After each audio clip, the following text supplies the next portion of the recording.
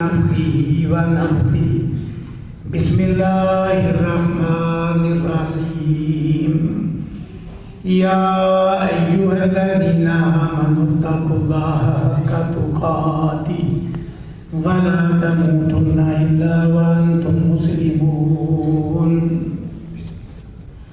يا أيها الناس اتقوا ربكم الذي خلقكم من نفس واحدة وخلق منها زوجها وبث منهما رجالا كثيرا ونساء واتقوا الله الذي تساءلون به والأرحام إن الله كان عليكم رقيبا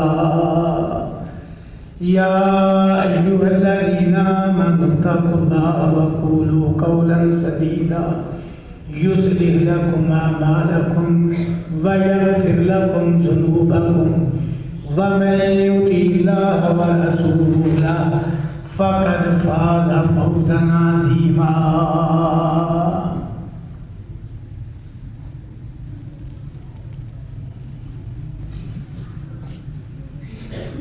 باب قول اللہ، یہ عنوان ہے اللہ کے فرمان کا۔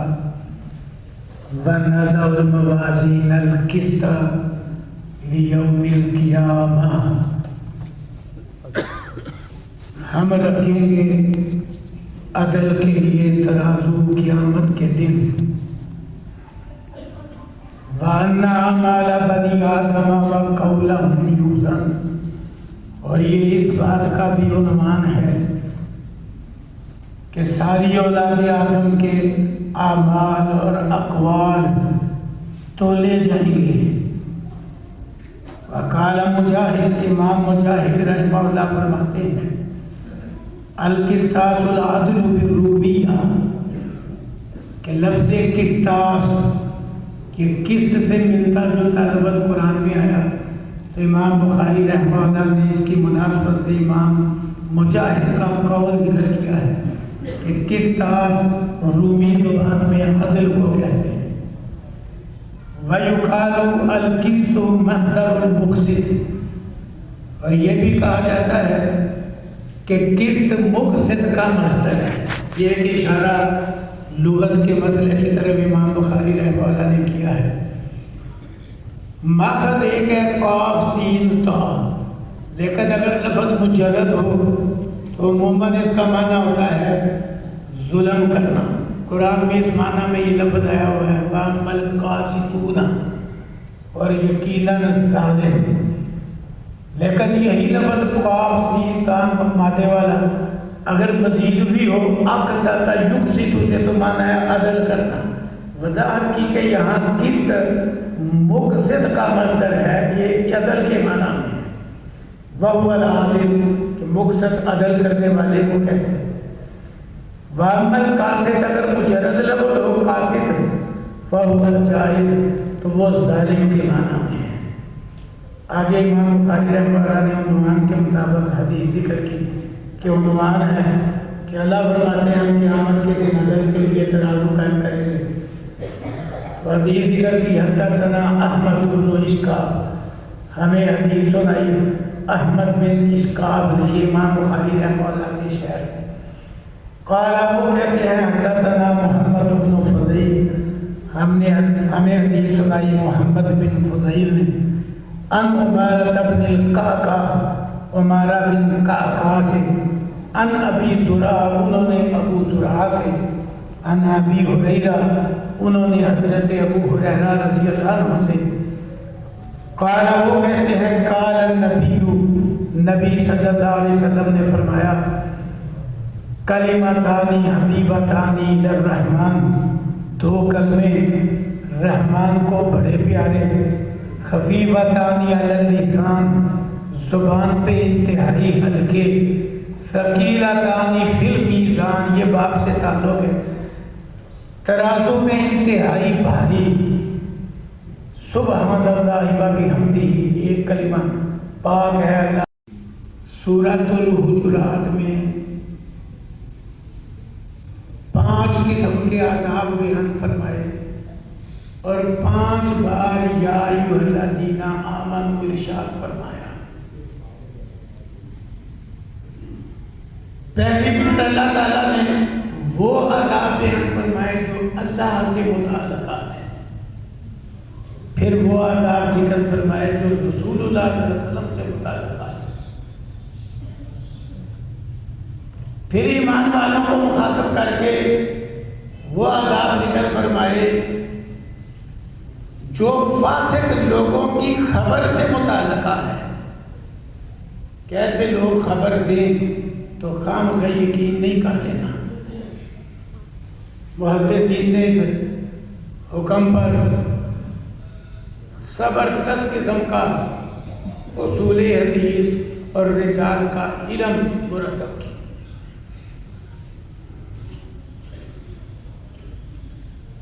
پھر اللہ رب العزت نے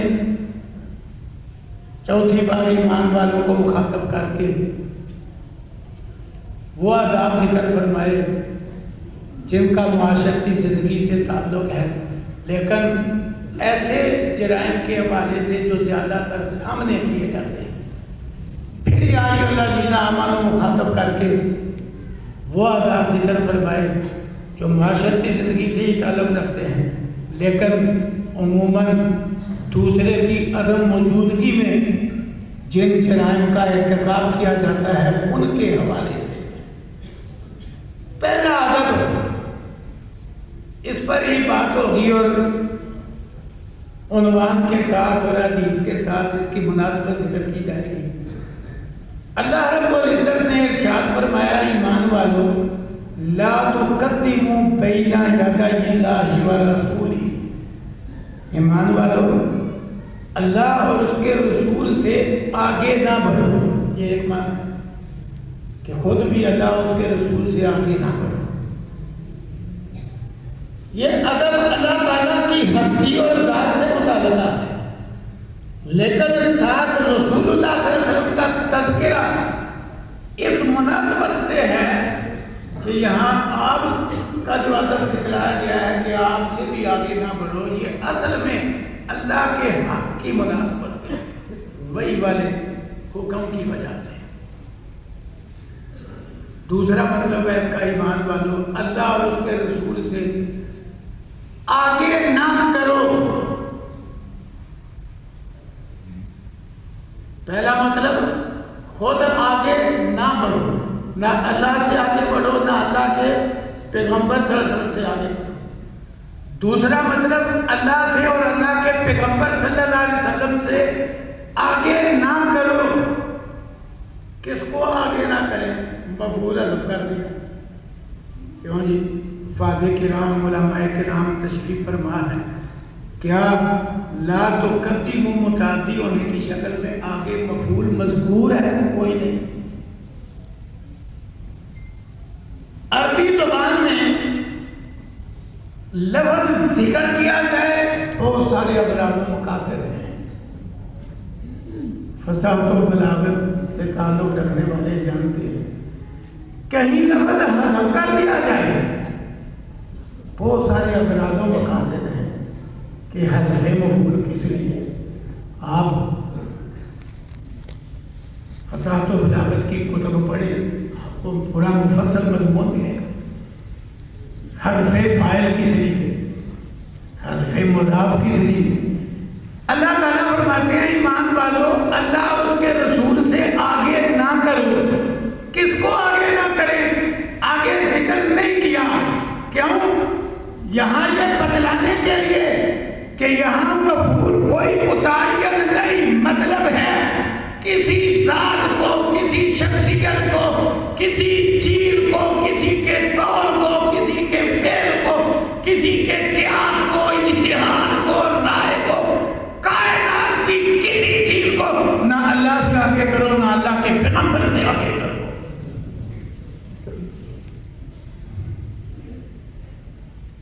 اللہ تعالیٰ کا جو فرمان ہے اور رسول اللہ صلی اللہ علیہ وسلم کا جو ارشاد ہے جس سے آگے نہیں کرنا، وہ یہ وحی والا مبارک علم ہے جو قرآن کریم کی شکل میں اور رسول اللہ صلی اللہ علیہ وسلم کی حدیث اور سنت کی صورت میں آج تک دنیا میں حرف بحرف بعین ہی محفوظ ہے، قیامت تک محفوظ رہے گا۔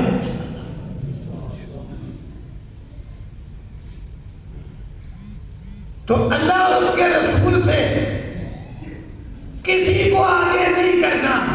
کیا مطلب کہ قال اللہ اور قال رسول اللہ جب آ جائے باقی سارا کچھ اب پیچھے ہے، کوئی حیثیت نہیں۔ قرآن و سنت کے مقابلے میں کسی کا قول ہو، کسی کا فعل ہو، کسی کی رائے ہو، کسی کا بنایا ہوا اصول ہو، قانون ہو، کوئی حیثیت نہیں۔ کیوں؟ اللہ فرما رہے ہیں ایمان والو، اللہ اور اس کے رسول سے کسی کو آگے نہ کرو۔ اب یہ جو وحی والا مبارک علم ہے نا، جن لوگوں نے اس علم کا انکار کیا یا اس علم سے اعراض کیا، دونوں باتیں مختلف ہے لیکن ان کا بہت کچھ ملتا جلتا ہے۔ کہ کچھ لوگ ہیں کہ جنہوں نے قرآن اور حدیث کو تسلیم ہی نہیں کیا، وہی والے علم کا اللہ نے اطلاق اعلان انکار کر دیا ہے، علانیہ۔ کچھ لوگ ہیں قرآن اور حدیث کا علم مانتے ہیں، یہ وہی والا علم ہے، لیکن اعراض ایسا کیا ہوا ہے کہ اس سے انہوں نے محبوب کچھ حاصل ہی نہیں کیا۔ جن لوگوں نے اس وحی والے مبارک علم کا انکار کیا یا اس سنت والے مبارک علم کا انکار کیا یا اس سے اعراض کیا، اس نے کسی نہ کسی گھٹیا چیز کو آگے کر دیا اللہ اور اس کے رسول صلی اللہ علیہ وسلم۔ یہ لازمی نتیجہ ہے۔ کیوں؟ انسان اس نے مان کر ہی چلنا ہے۔ جب وحی والے علم کا انکار کر دیا یا اس سے اعراض کر دیا تو ان چیزوں کے پیچھے چلے جو اس کے مقابلے میں انتہائی گھٹیا تھی، وحی والے علم کے مقابلے۔ خاصی نفسی ان میں سے کئی چیزیں بہترین کیوں نہ ہوں، لیکن وحی والے علم کے مقابلے میں وہ انتہائی گھٹیا تھی، وہ گھٹیا اور ناقص چیزوں کے پیروکار بن گئے وحی والا علم چھوڑنے کے نتیجے میں۔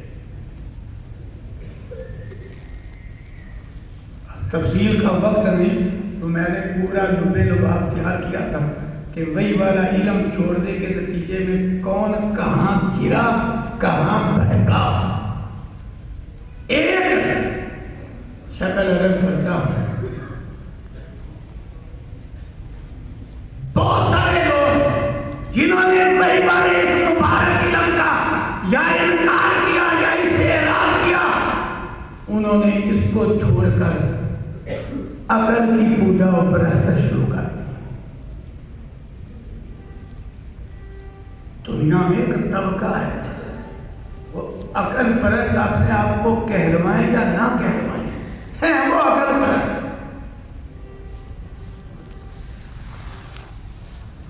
پاکیزہ مبارک علم کو مسترد کیا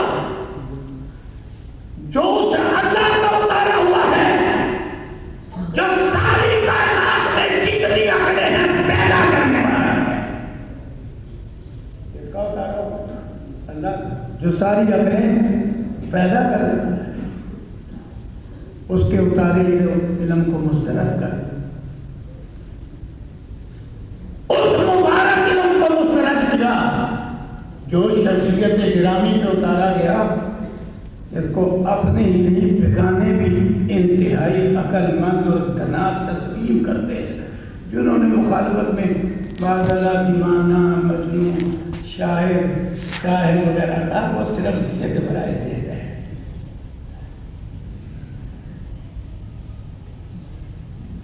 مبارک علم اتارا کس نے؟ بات ذرا اچھی طرح سمجھنا ہے، جس سے ساری کائنات میں عقلوں کو پیدا کیا ہے۔ فرشتوں کی جتنی عقل ہے کس نے پیدا کیا؟ جنوں میں جتنی عقل ہے کس نے پیدا کیا؟ یہ تمام بنی نوع انسان میں جتنی عقل ہے، آدم علیہ السلام سے لے کر آج تک یا جو قیامت تک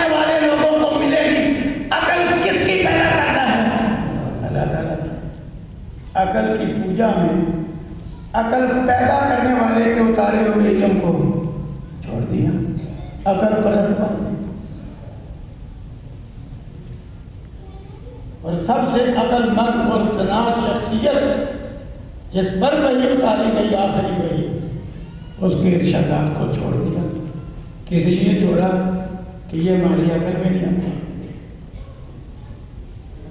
اب عقل کو جب اللہ اور اس کے رسول صلی اللہ علیہ وسلم سے اور قال اللہ و قال رسول اللہ صلی اللہ علیہ وسلم سے انہوں نے آگے کیا تو پھر کتنی گمراہیاں پیدا ہوئی۔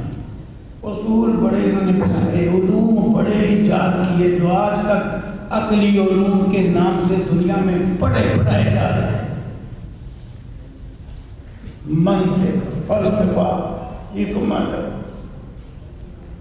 بڑے بڑے علوم انہوں نے ایجاد کیے اور انہیں بڑی حیثیت دی، قانون کا درجہ دیا، حتیٰ کہ ان علوم کی غرض و غایت کیا بیان کی؟ نظر و فکر کو غلطی سے بچانے کے لیے بھی منطق کا علم ایجاد کیا گیا۔ پڑھو منطق کی کتابیں، برکات پڑھو، شرارت جی پڑھو، کیوں علم منطق ایجاد کیا؟ کہ جی وکلا میں اختلاف پیدا ہو، وکلا کہنے کہتے ہیں عقل والے، وکلا میں اختلاف پیدا ہو تو ایک ایسے علم کی ضرورت پیش آئی جو نظر و فکر میں غلطی سے بچائے۔ کیوں غلطی ہو گئی؟ اب ایک طرف وکلا آئے جنہوں نے کہا جہان قدیم ہے، قدیم کا مطلب ہوتا ہے غیر مسبوق بالعدم، یعنی ہمیشہ سے ہے، کبھی بھی ایسا وقت نہیں آیا کہ جہان نہ ہو۔ دوسرا ڈبل عقل پرستوں کے اٹھا نے کہا نہیں، جہان عالم حادث ہے، اس کا مطلب ہے پہلے نہیں تھا پھر بنا ہے۔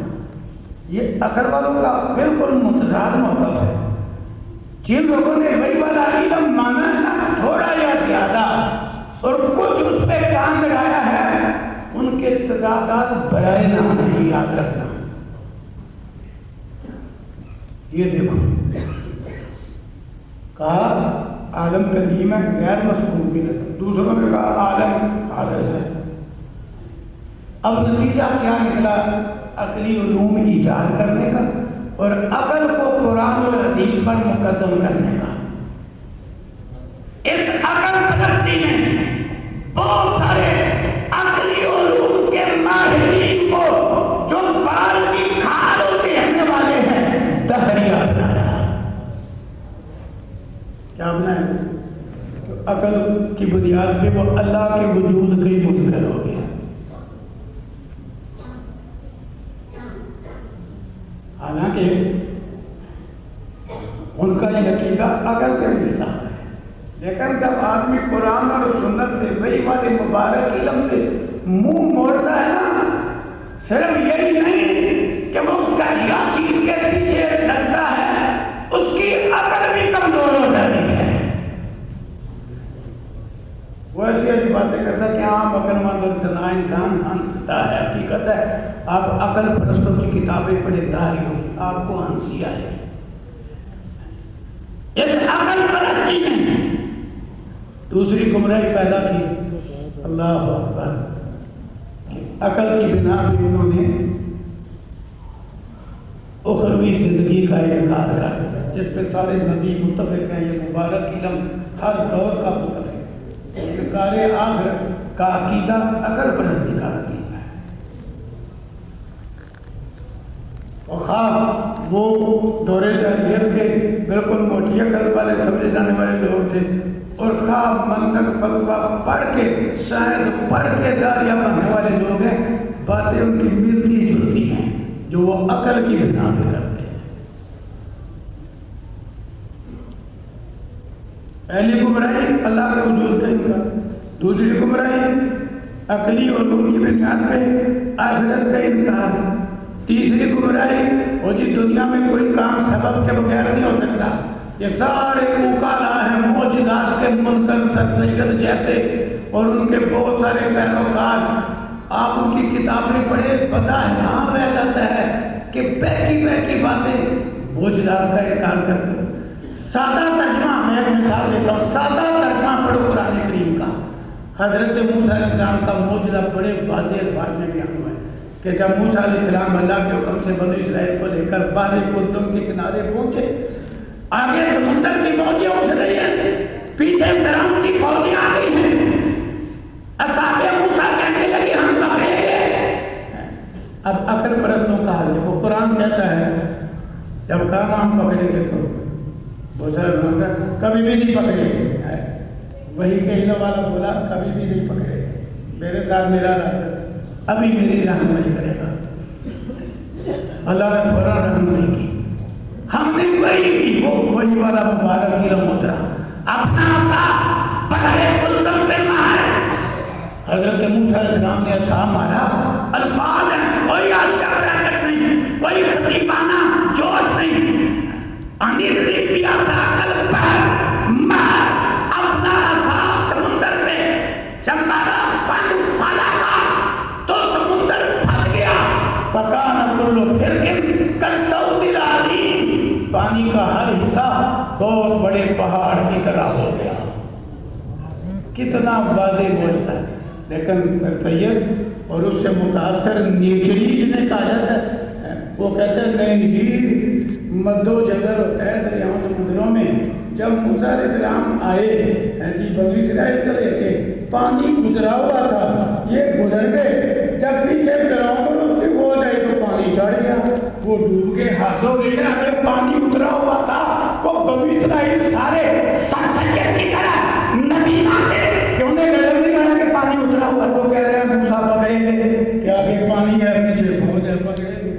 موسیٰ علیہ السلام کہتے ہیں ہرگز نہیں، میرے ساتھ میرا رب ہے، پانی اترا ہوا تو یہ کہنے کی کیا ضرورت، ہرگز نہیں، میرے ساتھ میرا رب ہے، میری رہنمائی کرے گا۔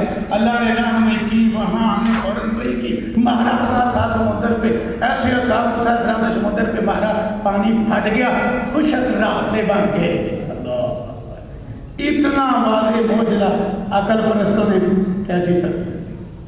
بہرحال یہ ایک مثال ہے، مضمون پورا کر۔ انکار معجزات کس کا نتیجہ؟ وہی والا مبارک علم چھوڑ کے عقل کی پیروی کرنے کا۔ عقل قابل پیروی ہے ہی نہیں، کیوں؟ عقل تو میری کی رہتا ہے، تیسرے کی رہتا ہے، چوتھے کی رہتا ہے، تاکہ میری ہر عمر میں اپنی عقل پہ غور کروں تو بچپن میں رہتا ہے، نوعمری میں رہتا ہے، جوانی میں رہتا ہے۔ اپنے کیے ہوئے کتنے اعمال ہیں کہ آدمی بعد میں ہنستا ہے کہ یہ میں نے کیے تھے۔ عقل کی وجہ سے قرآن چھوڑو، عقل کی وجہ سے حدیث چھوڑو، ایسے لوگوں کی عقل ہی ماری گئی ہے وہی والا مبارک علم چھوڑنے کی وجہ۔ کتنی گمراہیاں ہوئی عقل پرستی میں؟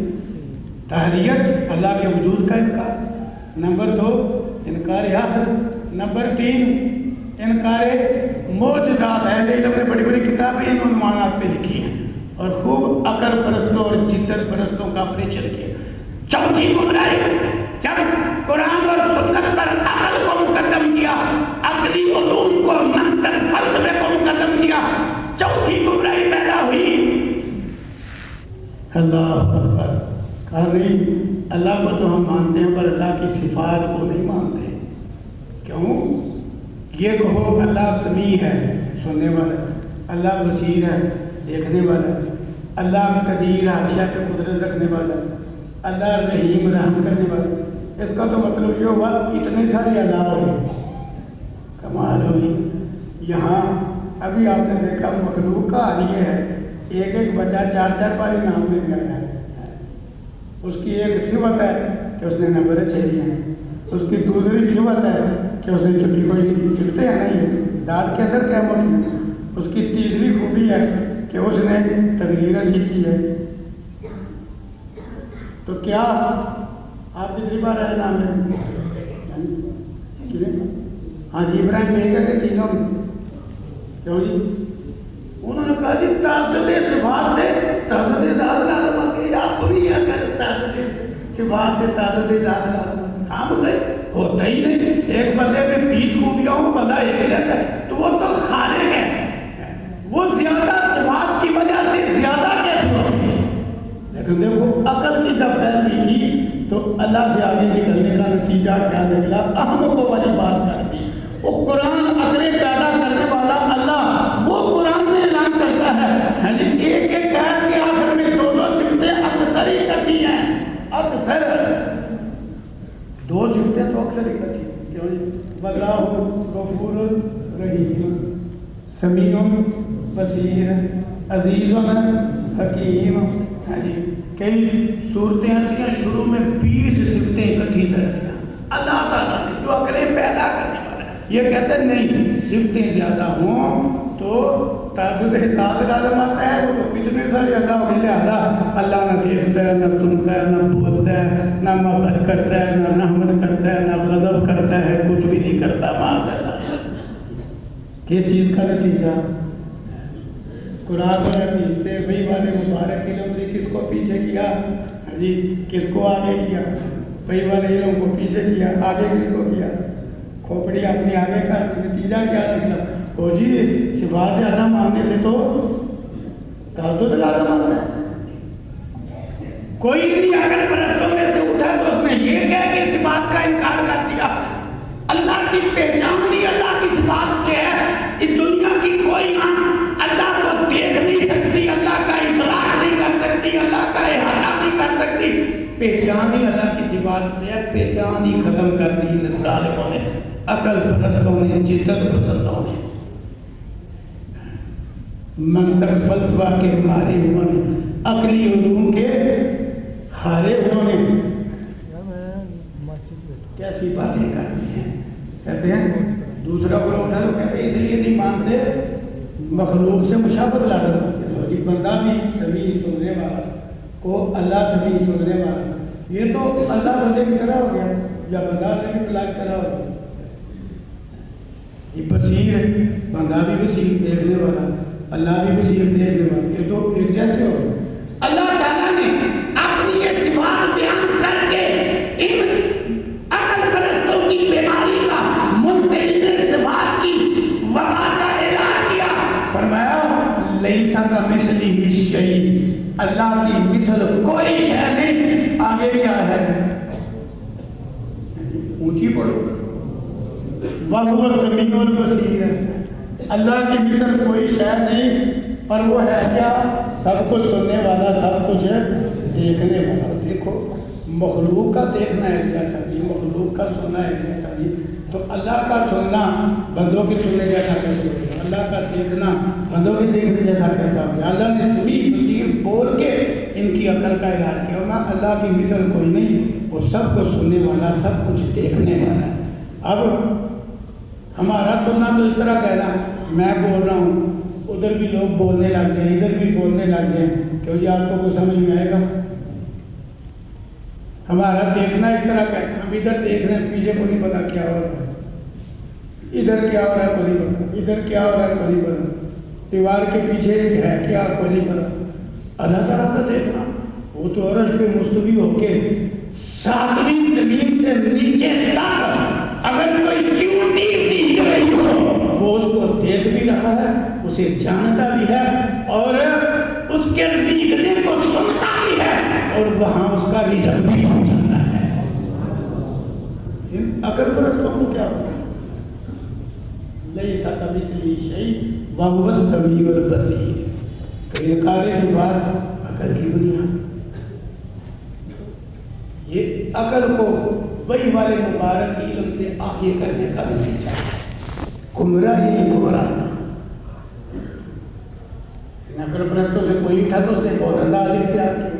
اس نے کہا لو یہ کہو کہ اللہ یہ صفات رکھتا ہے، اللہ یہ افعال کرتا ہے، تو صفت اور فعل تو حادث ہوتے ہوئے شروع میں قدیم اور حادث ہے، بڑے بڑے یہ چیز پہیے گھماتے ہیں. تو اللہ معاف کرے، ہمارے یہاں طبقہ ہے جن کا کام یہ ہے، جو درستہ میں آ گیا اس کو 4-5 سال منطق فلسفہ پڑھا کے اس کی عقل خراب کر لینا ہے، پھر اس کو حدیث پڑھانا ہے. وہ حدیث پڑھ کے بھی پھر اہل رہی ہے، حدیث والا نہیں بنتا. کیوں؟ ان علوم کا بڑا برا اثر ہے. ہمارے شہر کے بزرگوں کو دیکھے، مولانا صوفی محمد اکبر رحمہ اللہ بڑے نیک تھے. وہ شیخ المشیخ استاد الاستاذہ حضرت حافظ محمد محدث گوندلوی رحمہ اللہ کے درس حدیث میں آ جاتے ہیں. سنتے سنتے دقت آ رہی ہوتی، ان کو غشی ہو جاتی. اللہ اپنا اپنا دل ہے، اتنا اثر ہوتا ہے، کوئی ایت نہیں ایسی آتی نا وہ بھی ہوش ہو جاتی ہے۔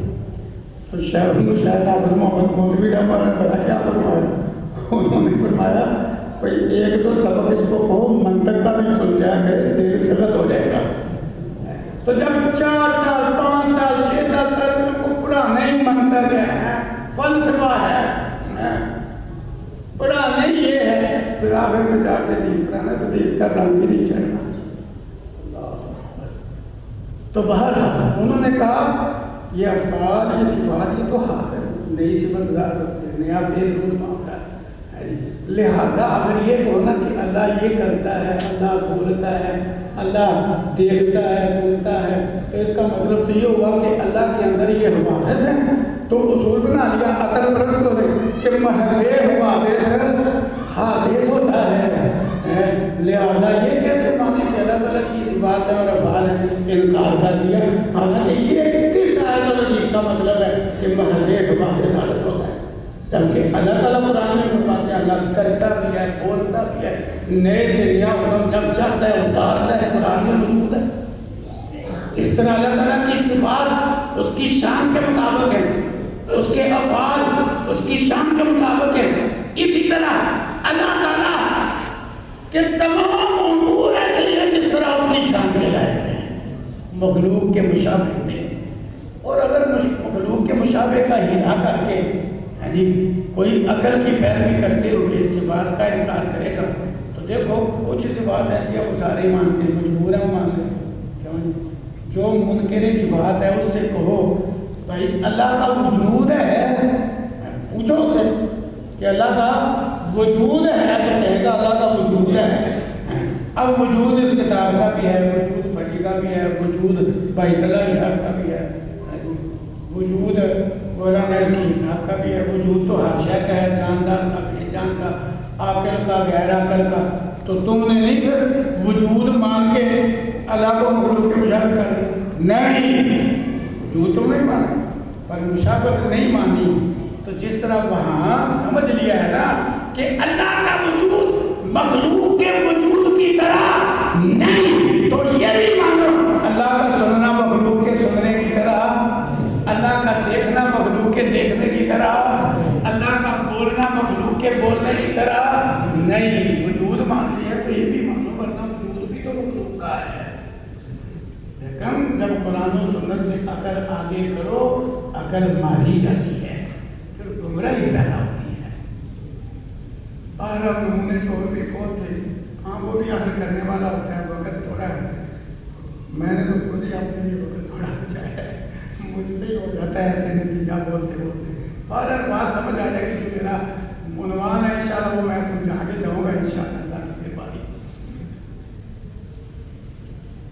یہی عقل پرستی کا ایک نتیجہ، قانون بنا دیا ایمان بسیط ہے، اور مرکب بسیط کا پتہ ہے تو منطق والے اب تھوڑے رہ گئے۔ مرکب بسیط اسے کہتے ہیں جس کا آگے جوز نہ بن سکے، کہتے ہیں بسیط۔ انہوں نے کہا ایمان بسیط ہے، لہذا یہ صرف تصدیق کا ایمان ہے۔ یہ بڑے فضل سے پتہ ہی لوگ کیوں لکھتے ہیں جامع المعقول والمنقول، اور منقول کا تو کمال ہوا، معقول بھی کوئی کمال ہے، تو منقول کے اندر اس طرح کی معنی ہے جامع المعقول والمنقول، کوئی ضرورت نہیں۔ آج لکھنا ہے جس طرح ہمارے شیخ الحدیث والتفسیر ملا گیا، یہ دو چیزیں تو بہت لگتی ہیں، شیخ الحدیث والتفسیر جامع المعقول والمنقول، کیا بہرحال کہتے ہیں جی ایمان بسیط ہے، لہذا یہ صرف تصدیق کرنا۔ بسیط والے یہ گروہ نے کہا کیونکہ اجدار نہ ہو سکتے، انہوں نے کہا نہیں صرف اقرار کا نام ہے، ایمان صرف اقرار کیا کہ ایمان کا یہ کر دیا کہ صرف اقرار ہے، کچھ بس زبان سے کلمہ پڑھ لو، دل سے بھی نہ مانو، بدن سے عمل بھی نہ کرو تو بچے بچے بصیر بھی ہوئے، عقل سوال کر دیا۔ دوسروں نے کہا بس دل میں تصدیق سے ہی اوپر سے کلمہ بھی نہ پڑے، دل سے تصدیق۔ ان کا موقف مانو تو فرعون کو بہترین مومن اور جنتی مان جاتا ہے، کیوں؟ اس کے دل کے یقین کی گواہی لگا دی گئی ہے۔ قرآن فرعون کی اور اس کی قوم کی ہے دل کے یقین کی گواہی، کیونکہ ہے کرام تشریف فرمائے، اللہ کی محبت قبول کرے. وَجَحَدُوا بِهَا وَاسْتَيْقَنَتْهَا أَنفُسُهُمْ ظُلْمًا وَعُلُوًّا. اللہ فرماتے ہیں فرعون اور اس کی قوم نے ان حقائق کا، اللہ کی نشانیوں کا، موسیٰ علیہ السلام کی معجزات کا انکار کیا. یوں نے دل سے پورا یقین ہو گیا. قرآن پڑھ کے پھر فرعون تو پھر آئے تو لوگ یہاں ہوا اور بخشا بخشایا جگتی. اور قرآن کہہ رہا ہے اس کے دل میں تصدیق تھی. تو یہ عقل پرستوں کا ہے. ایمان بسیط ہے لہذا صرف تصدیق کا بھی، دوسرے کا بسیط ہے لہذا اقرار کا بھی ہے. نہیں، مرکب بسیط کا کھیل اپنے گھر میں رکھو. امام بخاری رحمہ اللہ نے پہلے وحی کی اہمیت بیان کی، پھر کتاب الایمان کا عنوان کے اندر یہ ثابت کیا کہ نہیں، ایمان قول بھی ہے، فعل بھی ہے، یزید زیادہ بھی ہوتا ہے، ینقص کم بھی ہوتا ہے. جنہوں نے کہا بسیط ہے انہوں نے یہ بھی کہہ دیا کہ جب بسیط ہے تو نہ کم نہ زیادہ. کہہ دیا حضرت ابو بکر کا ایمان اور آج کے بالکل ایک بے عمل نام نہاد مسلمان کا ایمان کہتے بالکل برابر ہے. لکھا ہے کتابوں میں، میں بات سے کہہ رہا ہوں. بسیط کہہ رہا نہیں، ایمان میں زبان کا اقرار بھی ہے، دل کی تصدیق بھی ہے، اعضائے بدن کا عمل بھی ہے. یہ تینوں جمع ہوں گے تو ایمان ہے. تم مرکب بسیط کی کھیل اپنے گھر بھی رکھو. قرآن حدیث نے نہیں سمجھا ہے. ہم نے قرآن حدیث کو آگے کرنا ہے، تمہارے عقلی علوم کو اور ان کے بنائے ہوئے اصول کو نہیں ہم نے آگے کرنا. تینوں چیزیں ہوں گی تو ایمان ہوگا. ایک بھی رہ گئی تو ایمان متاثر ہوگا. اسی طرح ان عقل پرستوں نے توحید کا اور یہ بگاڑ کے رکھ دیا. دیکھو عقل پرستی نے کیا کیا کھول کے رکھ دیا. توحید کا اور یہ بگاڑ کے رکھ. کسی نے کہا توحید کا تو مطلب یہ ہے یہ ساری کائنات یہ نہیں، عقل پرست ہے. یہ پنکھا، بلب، ٹیوب، پھٹیاں، کتاب، زید بکر اور جن ملائکہ یہ سارا ملا کے ادا کرا. یہ عقل پرستوں کا ایمان تھا. ارسطو جس کے بارے لکھا ہے انا الستا تالیس الحکیمہ دوبانا حول العلم الشریف، وہ جسے ارسطو کہتے ہو ارسطا تالیس، جی یہ علم شریف اس نے مدون کیا. اس ارسطو بیچارے کا علم جو ہمارے مدارس پڑھانے لگے اور ہمارے اسکولوں والے بولنے لگے ارسطو بنوں گا، سکندر بنوں گا. وہ ارسطو کون ہے؟ اللہ اکبر. میں عمرے پہ گیا، جامعہ مسجد نبوی جو ہے اس کی لائبریری میں اتنی موٹی کتاب عربی زبان میں لکھی، ایک عرب عالم کی اللہ اسے جزائے خیر دے، اس کا عنوان تھا اخطاء ارسطاطالیس، ارسطو کی خطائیں غلطیاں عقیدے میں بھی اور نظریات میں بھی. اس میں انہوں نے باقاعدہ لکھا کہ ارسطو سے کسی نے پوچھا اور بتلا تو صحیح اللہ کیا ہے، اللہ کا تعلق کرو. اب یہ منکرین صفات ہیں سارے عقل پرست. یہ کیسے کہتا ہے اللہ وہ جو ساری کائنات کا خالق ہے. موسیٰ علیہ السلام نے تو میٹ میں فرعون کو لاجواب کر دیا کہ اللہ کیا ہے. اللہ اکبر. صفات سنا کے اب ارسطو صفات کا منکر کیسے اللہ نے پہچان کراتا. سوچ سوچ کے اپنے دماغ کی کھوپڑی اللہ اکبر گھما کے کیا کہتے ہیں ارسطو؟ کہتے ہو بڑے فخر میں ارسطو بنوں گا، جس کا مطلب ہے کافر بنوں گا. ارسطو کافر تھا. اب اس نے کیا کہا جب پوچھا گیا نا اللہ نے، کہتے ہیں اللہ ہے محرک غیر متحرک. دیکھو ایک طرف سے اللہ کی انتہائی قدرت ثابت کر دی اور دوسری طرف اللہ کو انتہائی بے بس ثابت کر دیا. کہتے ہیں ساری کائنات میں جتنی حرکت ہے حرکت دینے والا اللہ ہے پر خود ہل نہیں سکتا، ہل نہیں سکتا. جبکہ بخاری کی حدیث کہتی ہے رسول اللہ صلی اللہ علیہ وسلم ہمارا رب تبارک و تعالیٰ وہ آسمان دنیا پہ نزول فرماتا ہے. کیسے فرماتا ہے؟ جیسے حضرت شاہ کہتا ہے. وہ کہتا ہے خود ہل ہی نہیں سکتا. یہ تو بے بسی ہو گئی کیوں جو اپنی جگہ سے ہل نہ سکے، یہ بے بسی. محرک ہر شے کو حرکت ہوتے ہیں. یہ ارسطو ہے، عقل پرستوں کا امام ہے ارسطو. تو باہر کیسے کیسے تمہیں بول کھلائے. آخری بات باپ سے جڑ جائے. عقل پرستی کے نتیجے میں انہوں نے یہ بھی کہہ دیا وہ چیزیں جو فکر پیدا کرنے والی تھی نا، فکر پیدا کرنے والی ان کو مشکوک بنا دیا. کہتے ہیں لوگ قدر بات پڑھتا ہے یہ عرض ہے، یہ سارے عقلی لوگ ہیں نا، عرض جو منطق پہ دلچسپی رکھنے کا جس شاید کا جسم ہو اسے جو زور کہتے ہیں، جسم نہ ہو قائم بھی نہیں ہو اسے کیا کہتے ہیں؟ عرض ہے، کہتے ہیں عمل تو عرض ہے، یہ قائم بالغیر ہے، اسے تولا ناپا جا ہی نہیں سکتا، لہذا خام کوئی قرآن کہتے ہیں یہ بدن ہوگا، حدیث کہتی ہے بدن ہوگا، تو طرح طرح کی عجیب تعبیریں کر دیں، کوئی منطق چلا کے عقلی علوم چلا، یہ تو آراد ہے۔ حالانکہ اللہ تعالیٰ اللہ اکبر اس نے جو بات کہی ہے نا قرآن میں، اور جو آپ نے پیغمبر کی حدیث اور سنت کی شکل میں جاری فرمائی ہے، اللہ نے اس کو حق ثابت کر دیا کہ ایک طریقے سے انہوں نے کہا عرض نہیں تولا جا سکتا۔ جو آج کے دور کے وہ اگر والے ہیں اور طرح طرح کی ایجادات کر رہے ہیں، یا ان چیزوں کو توڑ رہے ہیں جو قائم بھی گئے ہیں، یہ بجلی کا جسم ہے، بولو قائم بھی گئے، تار کے اندر سے گزر کے قائم بھی گئے ہے، لیکن وزن ہوتا ہے آپ کو میٹر زیادہ کوئی تار لگا دیتے کو بڑھا ہوتا، تو باہر ہے وزن ہوتا ہے کہ بجلی کا، گیس کا جسم کوئی نہیں بتا وزن ہوتا ہے کہ یہ لوگ یہ بتلاتی ہے درجہ حرارت کتنا ہے، درجہ حرارت کا جسم ہے، پر وہ طور پہ بتلاتی ہے نا کہ آج تک 32 ہے، 33 ہے، 26 ہے، 45 پہ پہنچ گیا کیا ہے۔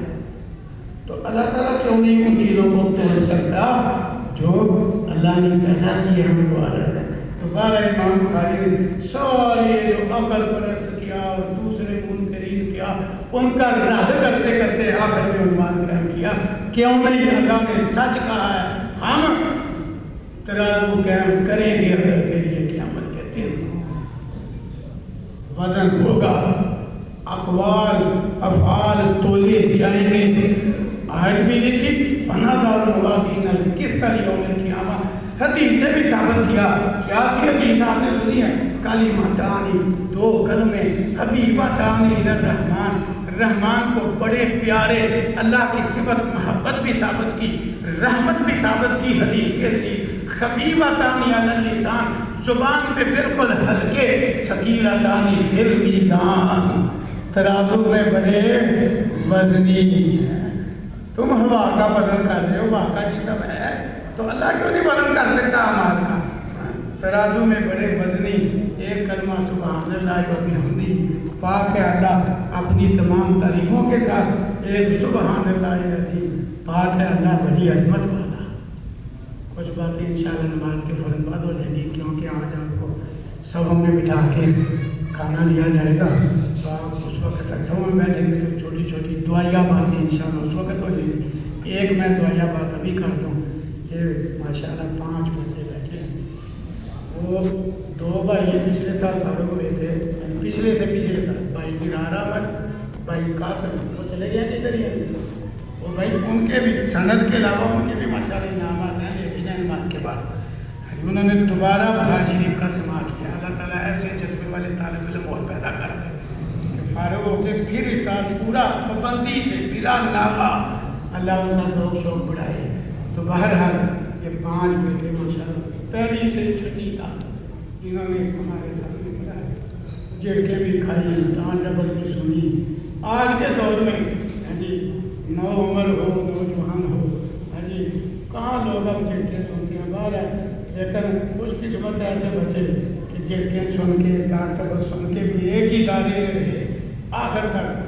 بلوغ المرام بھی میں نے ان کو پڑھائی، بعض مقامات کا ترجمہ بھی پڑھایا، تفسیر بھی پڑھائی، حدیث بھی پڑھائی، اللہ اکبر۔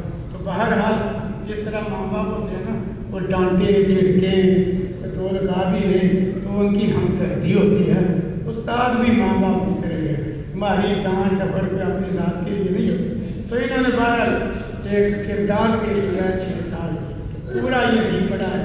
میری دلی دعا ہے اللہ تعالیٰ ان کے دل میں 3 کاموں کا جذبہ پیدا کر دے۔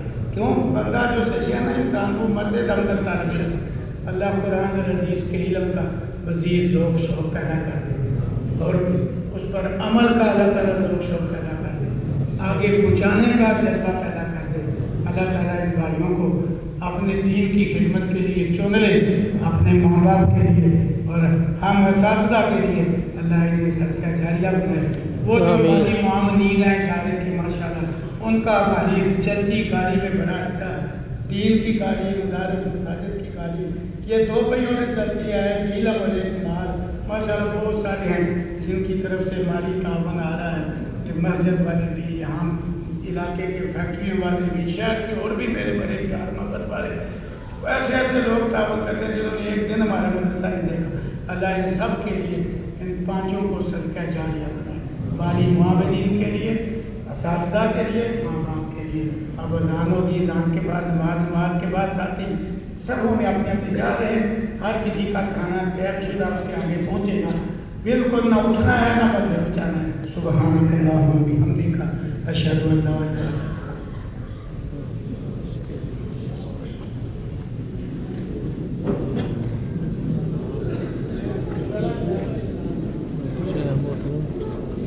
الا انت۔ سناؤ یار خیر ہے ساری؟ اللہ شکر